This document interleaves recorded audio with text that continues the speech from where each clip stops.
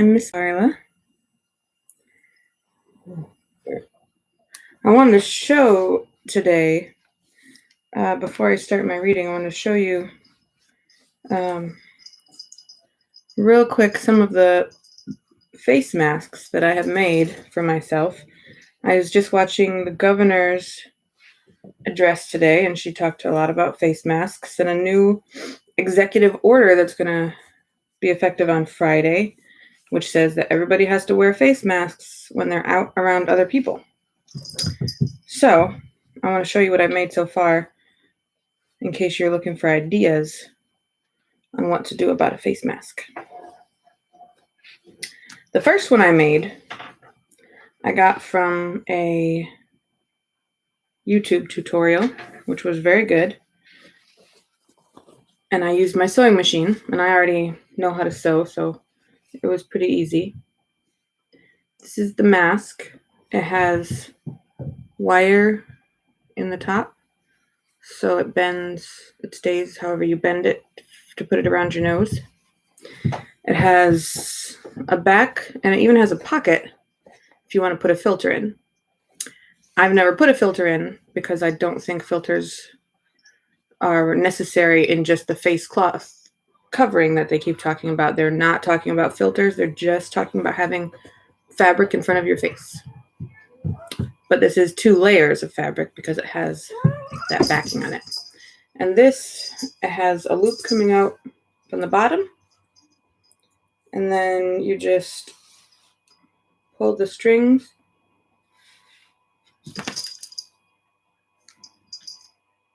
like that and tie it around the top of your head. I've put this in the dryer a few times, so that's why the string is coming undone here, but I can just snip that off. But to be honest, I haven't used this one in a little while because it's not terribly comfortable. It makes it hard to turn your head. It's pretty. But for actually wearing outside, I didn't find it very comfortable, so I made this next one. I got the idea for this from a different tutorial I saw on YouTube, but I changed it quite a bit because I wanted it to be a little bit different. This is made from a t-shirt, an old t-shirt I had. I have a lot of old t-shirts that don't fit me anymore. And I cut the sleeve off the t-shirt.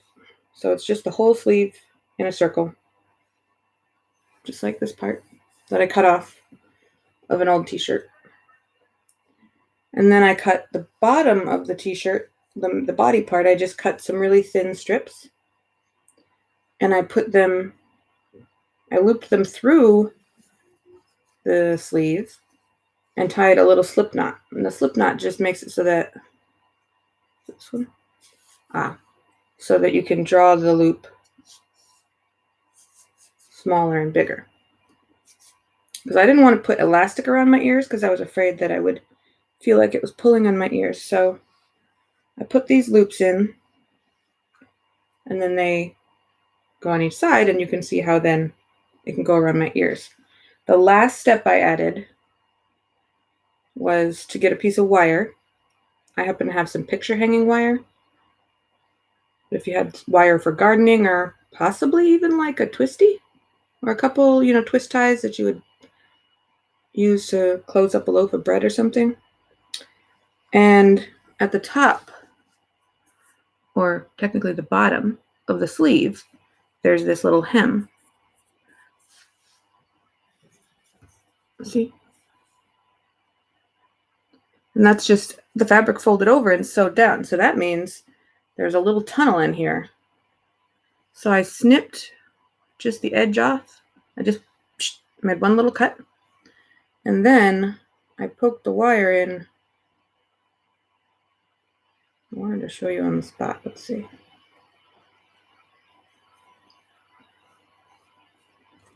And I slid it in, and I had to make sure that I left this enough room to get to, because once you hit this seam, that tunnel stops. So I put it in here, and then I poked it in the other end so that none of the wire is sticking out. Slid it back a little bit so it won't come loose on me. I take the wire out when I wash this in the washing machine because I suspect it would get rusty if I didn't. On the first mask I showed you, I can't take the wire out because I sewed it in as per the instructions. So I don't know the condition of that wire. I don't know if it's rusty or not. Probably wouldn't make a real big difference until you wore it for quite a while, and then you'd start to see the rust show through on the fabric, in which case you'd know it was time to throw it away. So now if I put the side with the wire away from my face, and I put this over my ears like this, I can tug these to make them a little tighter. And then this part bends down. See? And this is fairly comfortable. It's not super attractive, but I think it's kind of a cute color. And I didn't have to sew the bottom or anything. It's just, it's just rough cut. Then the last one I made was yesterday because I wanted to ride my bike around my neighborhood. And I wanted to have a mask on in case I got too close to anybody while I was riding, and I didn't want to have to stop and put the mask on. And I didn't want the mask to fall off. I wanted to be really secure, not just hooked over my ears. So I cut a big strip from a different t-shirt that I've been cutting apart. And I just cut a big wide strip. And then I cut these two slits. They're not like circles. I just cut a straight line. I did measure it to make sure it's the right distance away on my face. And then I hook those over my ears. See? And it would stay on pretty well. But I can also tie these behind.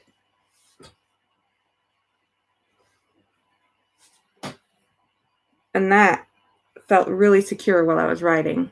And I knew it wasn't going to come off, and it was low enough that my bike helmet could still go on my head. And I had my earbuds plugged in. I was very safe while riding. I was looking around. And I have a rear view mirror on my bike too, so I try not to let the earbuds be loud enough that it drowns out the sound of traffic, because you got to pay attention to your surroundings. So this one is super simple, very comfortable. T-shirt material is nice and stretchy, so it doesn't press down on your nose like some other materials. So if you just got an old shirt that you have permission to cut up, you can do this easy. And then you have a mask.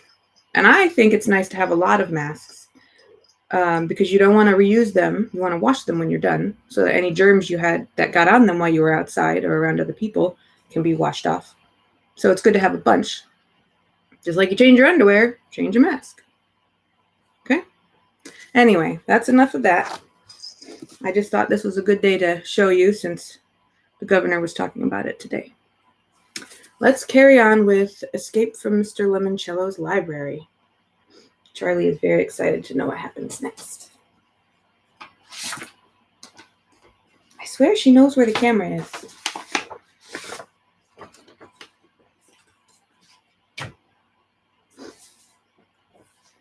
We are on chapter 28, page 143.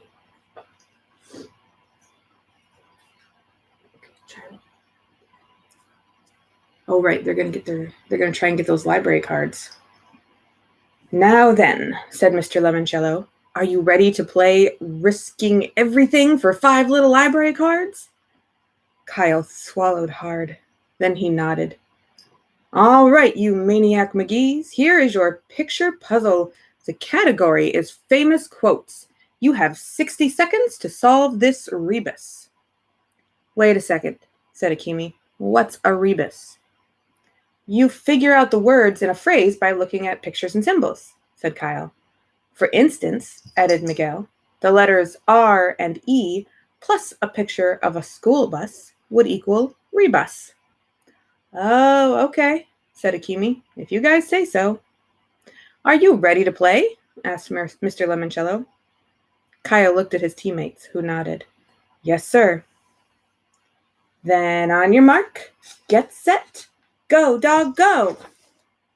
Mr. Lemoncello's image disappeared. Tick-tock clock music started playing. The video screens all projected the same picture. This is what I noticed when we first started the book. What do all these pictures mean? This looks like a hard puzzle.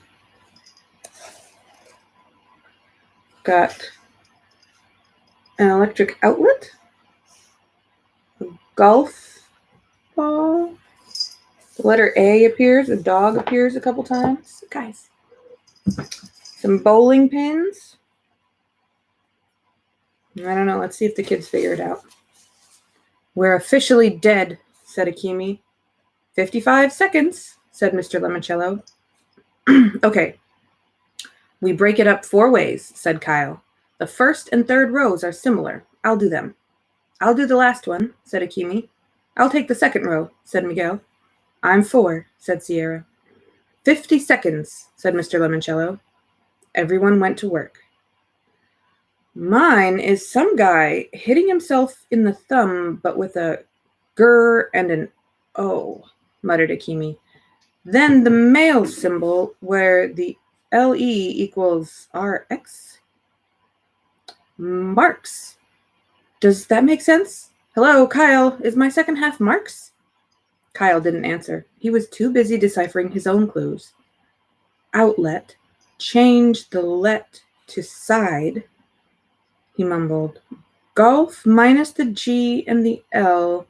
The letter A. 40 seconds. Dog. He dropped to the third line. He just needed the first word. Bowling pins without the P, but add an I'd. 30 seconds. Kyle glanced at Miguel. He was moving his lips, mouthing out his part of the quote. Sierra, too. You guys ready? Kyle whispered. Hang on, said Miguel. 20 seconds. Okay, go. Kyle read the first line. Outside of a dog. Miguel picked up the thread. A book is man's best friend. Kyle continued. Inside of a dog. Sierra took over. It's too dark to read.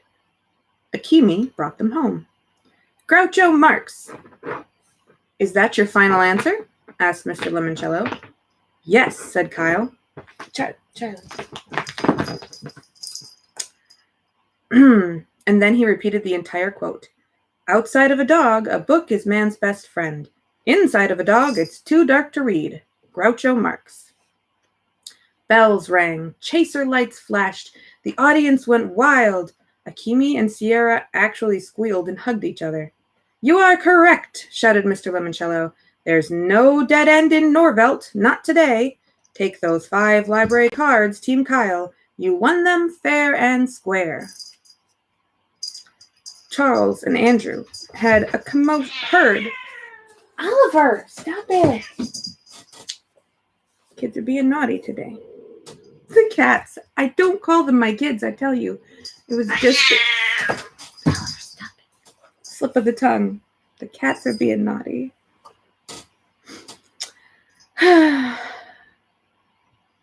Charles and Andrew heard a commotion on the 3rd floor. Bells ringing, an audience whooping it up, girls squealing. Come on, said Charles. They raced up the stairs and peeked into the Electronic Learning Center. Kyle Keeley and his teammates were all hugging each other and slapping high fives. On every video screen in the game room, Charles could see a pictogram puzzle. What's going on in there? Whispered Andrew. They might be gaining on us, Charles whispered back. We need to pick up our pace. Quick, where would I find a book called Hoosier Hospitality written by Eve Healy Aresti? The 900s room. Let's go.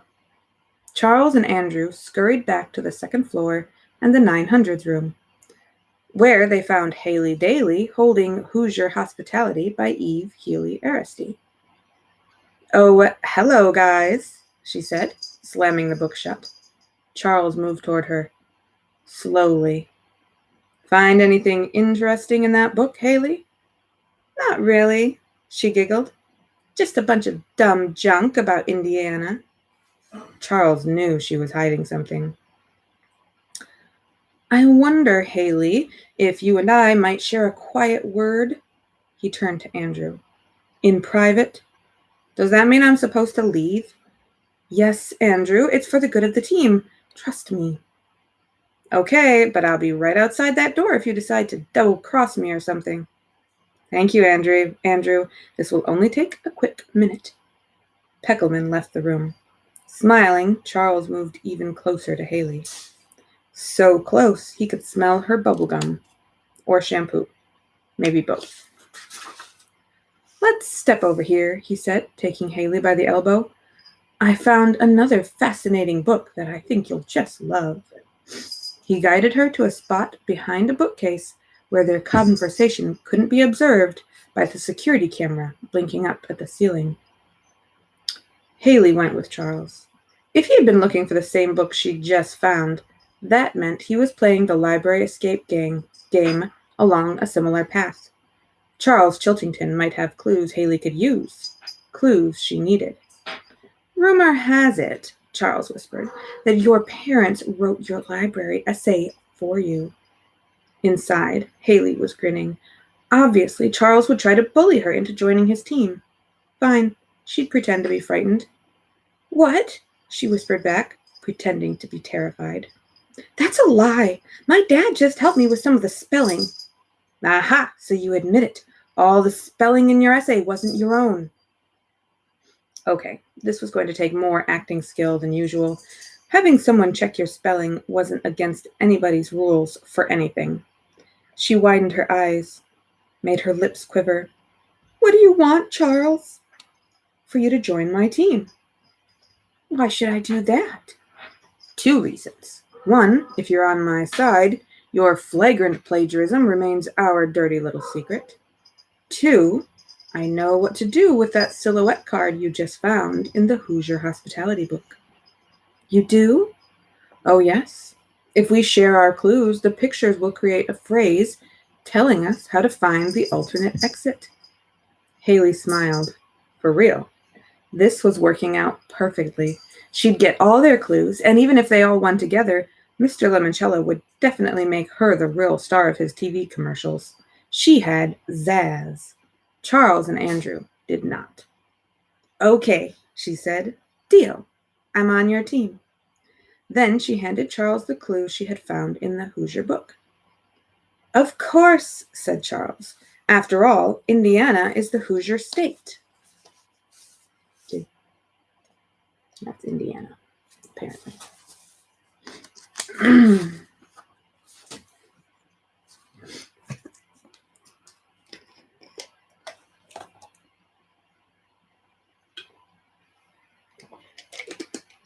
Chapter 29. Oh, man, said Kyle, leading his team around the balcony, back to the young adult room. 9 library cards. This is fantastic. They gathered around a table. Okay, guys, time for everybody to put their cards on the table. Literally. The teammates set down their cards. Kyle spread out the 5 from the discard bowl. Akimi pulled out a pad and wrote all the information on one master list. Books/authors on the backs of library cards. Number 1, Miguel Fernandez. Incident at Hawks Hill by Alan W. Eckert / No, David by David Shannon. Number 2, Akimi Hughes. 1 Fish, 2 Fish, Red Fish, Blue Fish by Dr. Seuss. And 9 Stories by J.D. Salinger. Number 3, Unknown. Number 4, Bridget Wadge. Tales of a Fourth Grade Nothing by Judy Blume. And Harry Potter and the Sorcerer's Stone by J.K. Rowling. Number 5, Sierra Russell. The Egypt Game by Zilpha Keatley Snyder. And The Westing Game by Ellen Raskin. Number 6, Yasmin Smith Snyder. Around the World in 80 Days by Jules Verne. And The Yak Who Yelled Yuck by Carol Pugliano Martin. Number 7, Sean Keegan. Olivia by Ian Falconer. And Unreal by Paul Jennings. Number 8, Unknown. Number 9, Rose Vermette. All of a Kind Family by Sidney Taylor, and Scat by Carl Hyacin. Number 10, Kayla Carson. Anna to the Infinite Power by Mildred Ames, and Where the Sidewalk Ends by Shel Silverstein. Number 11, Unknown. Number 12, Kyle Keeley. I Love You, Stinky Face by Lisa McCourt, and The Napping House by Audrey Wood. Wow, said Sierra. That's a lot of good books. But what do all those authors and titles mean? It means we need Charles's, Andrew's, and Haley's cards, said Kyle. Really? Said Akimi. Because if you ask me, we already have way too much information. Well, said Kyle, maybe later we'll find a clue that'll tell us how to read this clue. And how are we going to do that? Asked Miguel. Have you ever played this? Kyle pointed to the Bibliomania box. Nope, always wanted to. We were just about to get up a game. Does this have anything to do with finding our way out of the library? We sure hope so, said Akimi. Awesome. By the way, Kyle said to Miguel, what did you find in the art and artifacts room? Yeah, said Akimi, all those papers you kept trying to hide from us. Miguel grinned. The original blueprints for the Gold Leaf Bank building. Clever, said Kyle. That way you could look for old exits that might still exist behind new walls. Exactly. Find any extra exits? Asked Akimi. Nope, no hidden windows either. Yeah, what's up with that? How come they built this place with so few windows? To discourage bank robbers, I guess, said Kyle. Yep, said Miguel. The only way in was through the front door. The fire exits could only be opened from the inside, like in a movie theater. The vault itself was all the way down in the basement. Mr. Lemoncello kept all that security, said Kyle, and added his own. So it would seem. Well, hopefully Bibliomania will lead us to some kind of alternate exit. And fast, said Akimi. Don't forget, we're not the only ones playing this game. One of those other guys is probably halfway out the door already. Okay, said Kyle. The gameplay is pretty simple. You spin the spinner and advance your piece the number of spaces the needle points to. You move around the library and go into each of the 10 Dewey Decimal rooms where you can pick up a book by answering a clue card. If you guess wrong, you get a new clue card in the same room on your next turn. You get a new clue card.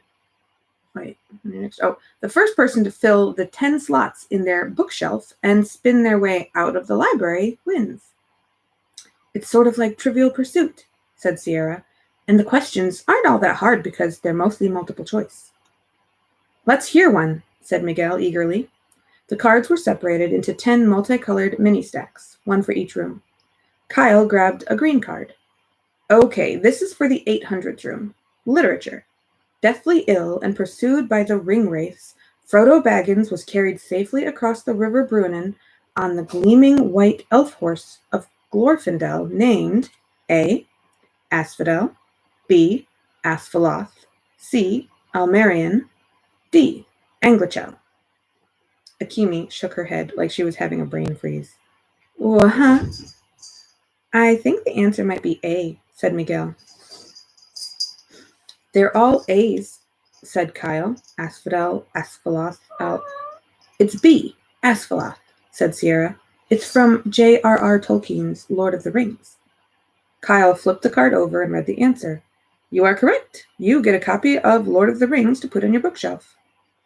So, Kyle, said Akimi, how exactly is knowing the name of an elf horse going to help us get out of the library? Maybe it's like a secret code, suggested Miguel, and the 10 book titles will form a sentence telling us how to get out. Possibly, said Kyle, but I see one problem. What's that? It's too random. Mr. Lemoncello would have no idea which 10 cards we might pick. Well, said Sierra, maybe there are only 10 questions, one for each room. Akimi grabbed the card stacks, fanned them out. Nope, they're all different. Hang on, said Kyle. He was remembering something about another game, Mr. Lemoncello's indoor-outdoor scavenger hunt. How his mother had been able to write to the company and request a fresh set of cards. He turned to the video camera mounted in a corner. I'd like my librarian consultation, please. What's up, Kyle? Asked Miguel. I'm playing a hunch. The holographic Mrs. Tobin appeared behind the young adult librarian's desk. How may I help you, Kyle? My friends and I want to play Bibliomania, but we were wondering, is there a new set of cards? Yes, Kyle, there is. And a fresh deck of cards popped up through a slot in the desk.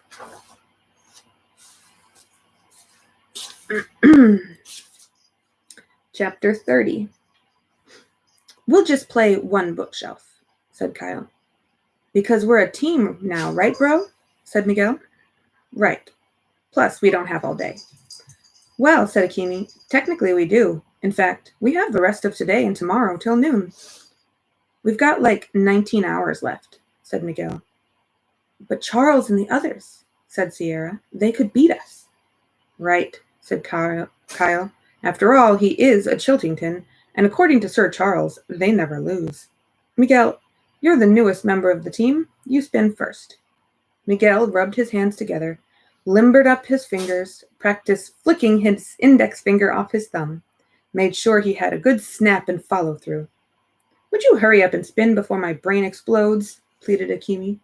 No problem. Miguel flicked the plastic pointer.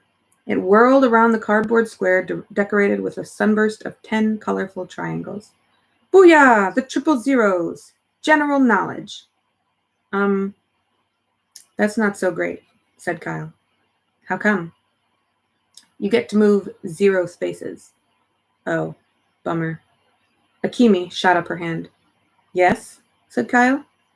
Do we really have to spin and count spaces and all that junk? We have a deadline. Clocks everywhere are ticking against us. Maybe we can just pull a pink card, suggested Sierra. It's really not how you play the game, said Kyle. We're not really playing this game, Kyle, said Akimi. We're playing the other one, the big game, the one with the ginormous prize. I have to agree with Akimi, said Miguel. Fine, said Kyle. It's against the rules, but pull a pink card. You sure, bro? Just pull a pink. Miguel quickly sorted the new deck into 10 stacks of different colors. He pulled the pink on the top of its pile. These are different from the regular cards. He turned it over and showed it to the group. 0 plus 27 plus 0.4 equals ?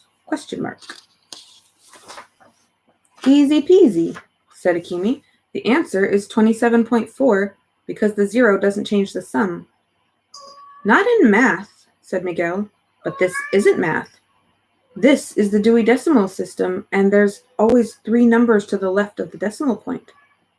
We need to find a book with the call number 027.4, added Sierra. Fine, said Akimi, but I guarantee you it isn't a math book. The team made their way around the balcony, circling the Dewey Decimal doors. Here we go, said Miguel. He slid his library card into a reader on a door labeled 000s. Okay, said Miguel. In here, we're going to find general knowledge, almanacs, encyclopedias, bibliographies, books about library science. It's a science, said Akimi. Where do they keep the chemicals? In the library paste, joked Sierra, who was loosening up. She hadn't read one page of a book in hours. Found it, said Miguel, reaching up to pull a book off a shelf. 027.4. Man, it's old. Look how yellow the pages are. So what's the antique's title? Asked Akimi. Get to Know Your Local Library by Amy Alessio and Aaron Downey. Miguel held the book so everybody could see. So they could see the cover. It was illustrated with a cartoony-looking detective in a checkered hat who was holding up a magnifying glass to examine books on a shelf. Looks like a library guide for kids, said Miguel, opening the cover to read one of the inside pages. First publication was way back in 1952. He flipped through a few pages. It explains the Dewey Decimal System, contains a glossary of library terms, a brief history of libraries. He reached the back of the book. Awesome. What? Asked Kyle as he and the others moved closer to see what Miguel had found. It's an old-fashioned book slip From the Alexandriaville Public Library. The one they tore down? Yep, and this card, tucked into a sleeve glued to the black cover, comes from the olden days when they used to stamp the date the book was due on a grid, and you had to fill in your name under issued to. And look who checked this book out on 26 May 64. Kyle and the others looked. Luigi Lemoncello. Down on the first floor, Charles used his library card to open the door to Community Meeting Room A. Who is to have access to this room? Cooed a soothing voice from the ceiling. Me and my teammates, said Charles. Andrew Peckelman and Haley Daly. Thank you. Please have Andrew Peckelman and Haley Daly swipe their cards through the reader now. Both of them did. Thank you. Entrance to Community Meeting Room A will be limited to those approved by the host, Charles Chiltington. Have a good meeting.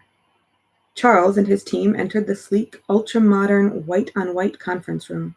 There were 12 comfy chairs set up around a glass-topped table and a cabinet filled with top-of-the-line audio-visual equipment. You can write on the walls, said Andrew. They're like the smartboards at school. Excellent, said Charles, clasping his hands behind his back and pacing around the room. Now, when we find all 12 pictograms and lay them out according to their position in the staff picks display case, they will create a rebus for a phrase that, I am quite certain, will tell us exactly how to exit this library without triggering any alarms. Therefore, it is time for all of us to lay our cards on the table. Haley nodded and pulled 2 more silhouettes out of the back pocket of her jeans. I found one of these in a cookbook, she said. The other was in juvenile fiction. Nancy drew The Mystery at Lilac Inn. There are blank note cards in this drawer, announced Andrew. We should use them as placeholders for the books we still need to find. They laid out a 3x4 grid of cards on the tabletop.